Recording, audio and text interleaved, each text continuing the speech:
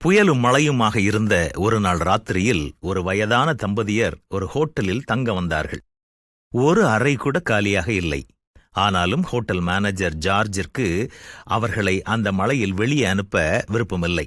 தான் தங்கியிருந்த அறையில் அவர்களை தங்க வைத்தார். 4 வருடங்கள் கழித்து அந்த தம்பதியிடமிருந்து தங்களை சந்திக்க வருமாறு ஜார்ஜிற்கு ஒரு கடிதம் வந்தது.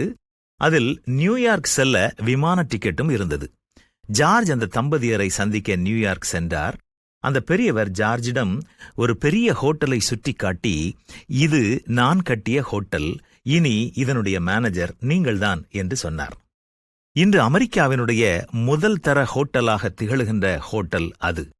ஜார்ஜ் ஒரு நாளில் செய்த உதவி அவரை எவ்வளவு தூரம் உயர்த்தியிருக்கிறது பார்த்தீர்களா? நம்மை சுற்றியுள்ள எத்தனையோ பேருக்கு எவ்வளவோ உதவி தேவைப்படுகிறது. சிலர் எனக்கு உதவி செய்யுங்கள் என்று கேட்கலாம். சிலர் நம்மிடம் உதவி கேட்காமல் இருக்கலாம். நாம் அவர்களின் தேவையை உணர்ந்து நம்மால் முடிந்த அளவிற்கு உதவி செய்ய வேண்டும். ஆண்டவர் கூட சொல்கிறார் அல்லவா, உற்சாகமாக செய்கிற உதவி சிறியதாக இருந்தாலும் அதனோடு பலன் மிகுதியாக இருக்கும். என்ன, நாமும் மற்றவர்களுக்கு உதவி செய்வோமா?